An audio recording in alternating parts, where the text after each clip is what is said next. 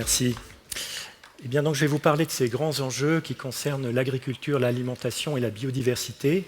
Et je vais surtout essayer de vous raconter une histoire, l'histoire de ce que vivent les populations rurales, de ce que subissent les écosystèmes dans le monde entier, et ceci sur l'ensemble des continents. Lorsque l'on regarde cette mosaïque de photos qui vous montre des exemples avec des pasteurs en Afrique, avec des populations qui vivent de la riziculture en Asie, avec des écosystèmes, des forêts, des prairies, des cultures qui sont utilisées par l'homme et qui sont des ressources essentielles, il faut se demander quels ont été les enjeux du changement climatique pour eux, ceci depuis 1950. Alors on peut l'observer sur un film qui a été réalisé par la NASA et qui va vous être projeté, qui montre les fluctuations climatiques, fluctuations de température depuis les années 1950.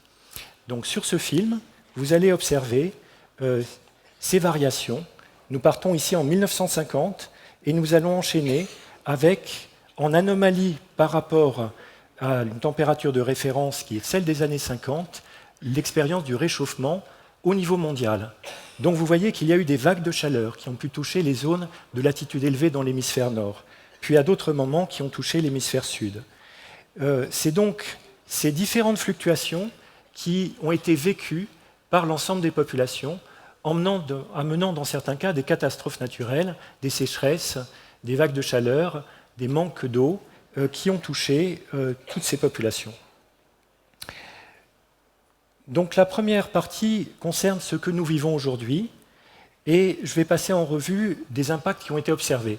Ces impacts touchent par exemple les coraux, avec un blanchiment de ces coraux qui a été observé dans de nombreuses régions du monde, qui est lié au réchauffement, particulièrement à des épisodes où les eaux marines sont plus chaudes, et puis à de la pollution, à l'apport de nutriments excessifs aux océans. On sait aussi qu'à partir des années 2050, on aura des effets de l'acidification, donc la réduction du pH de l'océan, qui va accélérer finalement cette perte des coraux au niveau mondial. Autre observation, les dépérissements des forêts. Ces dépérissements, on les constate partout dans le monde. C'est tous les petits points rouges sur cette carte. Ils sont dus à la sécheresse, ils sont dus là aussi à des températures élevées, et puis à des effets secondaires. Par exemple, en 2003, on a eu une canicule et une sécheresse exceptionnelles pendant l'été. Cela a entraîné pendant plusieurs années une réduction de la croissance des arbres d'à peu près 50% dans les zones affectées, et cela a entraîné des dégâts par des champignons, par des insectes qui ont attaqué ces arbres qui étaient en situation de faiblesse. Et sur cette carte, vous observez aussi des régions particulièrement affectées dans le monde, le bassin méditerranéen, parce que c'est un des endroits où on va avoir un assèchement, et c'est déjà en cours. Également l'Amazonie, pour laquelle nous avons des craintes élevées, puisqu'il est possible qu'il y ait un assèchement tel que l'on perde cette forêt primaire. Également l'Afrique équatoriale. Pour la première fois dans le rapport du GIEC, nous avons pu mettre en évidence, au niveau mondial, une réduction des rendements agricoles, dans certains cas, en tout cas un impact négatif du changement climatique sur les rendements agricoles, qui atteint 2% par décennie pour une espèce clé comme le blé, 1% par décennie pour le maïs, et ceci dans un contexte où, pour accompagner la hausse de la demande alimentaire à l'échelle mondiale, il nous faudrait 14% d'augmentation des rendements. Donc il est préoccupant d'observer ces impacts négatifs et de penser qu'ils pourraient s'accentuer à l'avenir. D'ailleurs, les aléas du climat ont pesé sur les prix agricoles mondiaux et sur les prix de l'alimentation. Nous avons assisté en 2007-2008 à une flambée des prix des matières premières alimentaires. Cela s'est accompagné de ce que l'on a appelé les émeutes de la faim. Ces émeutes de la faim, dans certains cas, ont déstabilisé des gouvernements. Cela a pu contribuer à des événements géopolitiques comme le printemps arabe, par exemple. Eh bien, il y a de nombreux facteurs qui ont déclenché cette flambée des prix agricoles, mais parmi eux, il y a eu un catalyseur, c'était des anomalies climatiques. La sécheresse de 2006 en Australie a joué ce rôle et elle a précédé de peu la flambée des prix de l'alimentation en 2007-2008. À nouveau, en 2010, alors que les prix étaient redescendus, suite au blocage des exportations de la Russie, qui était confrontée à une canicule sans précédent, eh bien, les prix ont rebondi d'une manière spectaculaire et depuis 2010, ils sont restés à un niveau très élevé. Alors bien sûr, cette montée des prix, elle a des conséquences particulièrement pour les consommateurs les plus pauvres dans les villes et aussi pour les petits agriculteurs qui sont obligés d'acheter une partie de leur alimentation, et ceci à des prix trop élevés pour qu'ils puissent se nourrir. Donc nous sommes confrontés d'ores et déjà à ces effets de l'instabilité du climat sur la sécurité alimentaire mondiale. Je récapitule sur cette diapositive les événements climatiques exceptionnels que nous avons vécus depuis une décennie en Europe. Et vous voyez qu'il y en a toute une série. 2003, avec plus 10 degrés dans les zones affectées, notamment en France, et donc avec une sécheresse d'une ampleur qui n'avait très rarement été connue.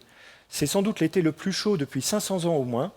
Une série de sécheresses en Europe du Sud, des inondations en Angleterre, au Pays de Galles, mais aussi en Europe centrale. Et cet événement tout à fait exceptionnel dans l'ouest de la Russie, plus 10 degrés à nouveau, là encore, l'été le plus chaud dans cette partie du monde depuis 500 ans au moins, avec des dégâts considérables sur l'alimentation, des incendies de forêt de grande ampleur qui ont aussi touché la santé, avec des problèmes respiratoires. Ceci nous amène évidemment à nous poser des questions pour l'avenir, avec tout d'abord ce constat et cette diapositive qui vous a été montrée par Jean, qui indique que nous sommes d'ores et déjà confrontés à un réchauffement pratiquement inéluctable jusqu'à 2030-2040, de l'ordre de 1 à 2 degrés, car il est lié à l'inertie de la machinerie climatique mondiale. Au-delà, les solutions sont entre nos mains. Cela dépendra des émissions de gaz à effet de serre qui auront lieu ou qui n'auront pas lieu. Dans le cas pessimiste d'un scénario qui est figuré ici en rouge, vous observez un réchauffement qui atteindrait en moyenne mondiale plus 4 degrés. En France, en été, par exemple, il atteindrait probablement plus 5, voire un peu plus encore. Mais il est possible de contenir le phénomène, de l'endiguer, de le limiter à plus 1 à 2 degrés, et c'est l'enveloppe des courbes qui sont en bleu. Les impacts sur les populations humaines, sur les écosystèmes, sur la sécurité alimentaire seront profondément différents dans les deux cas. Et cela est illustré dans la partie droite du graphique. Lorsque l'on va vers des couleurs chaudes, vers le violet, les impacts sont très forts. Et vous voyez que pour un niveau de réchauffement donné, on a des impacts encore plus importants pour les systèmes uniques et menacés, par exemple les coraux, mais on a aussi des impacts pour certaines régions du monde. Et puis, lorsqu'on va vers la droite du graphique, on prend des risques d'anomalies climatiques de grande ampleur qui se manifesteraient si on allait vraiment vers ce réchauffement à 4 degrés. Qu'est-ce que ça signifie pour les espèces animales et végétales? Eh bien, on peut le résumer en disant périr, s'adapter ou migrer. Mais est-ce qu'elles peuvent réellement migrer? Lorsque l'on regarde le niveau de réchauffement que l'on a, eh bien, il se traduit par une nécessité de se déplacer de 70 km vers le nord, dans notre hémisphère, pour rester à la même température. 70 km par décennie, c'est considérable. Il y a très peu d'espèces animales qui sont capables de faire ça. Il y a probablement les félins, peut-être les caribous, et encore on a beaucoup d'incertitudes, certainement pas les plantes, et pour la plupart des espèces animales, c'est à peu près impossible, c'est ce qui est figuré sur cette diapositive, même s'il y a beaucoup de variabilité, évidemment, dans les observations. Donc, peu d'espèces vont pouvoir migrer. La plupart devront s'adapter, ou bien disparaîtront. S'adapter, c'est quoi? C'est une adaptation qui, à l'échelle des temps géologiques, est incroyablement rapide. On laisse un temps très court, de l'ordre de 100 à 150 ans pour s'adapter, et ce que l'on connaît en général de l'évolution, de la génétique des populations, montre que cela va être difficile, même si certaines espèces vont probablement avoir le potentiel génétique pour cette adaptation. Donc, il y a des risques tout à fait importants dans un scénario à plus 4 degrés que l'on commence à perdre une partie des biomes qui forment la planète Terre, particulièrement les forêts primaires, comme c'est illustré sur ce graphe. Vous voyez en vert la réduction considérable de la taille des forêts primaires à la fin du siècle dans le scénario à plus 4 degrés. On estime aussi que les coraux seront probablement le premier biome à disparaître. À la fin du siècle, dans ce scénario à plus 4 degrés, nous n'aurions pratiquement plus de coraux en bonne santé. Tous les coraux seraient gravement affectés par le réchauffement. Enfin, les risques d'incendie en forêt vont augmenter et les impacts sur le rendement à la fin du siècle, les rendements agricoles, seront également majeurs.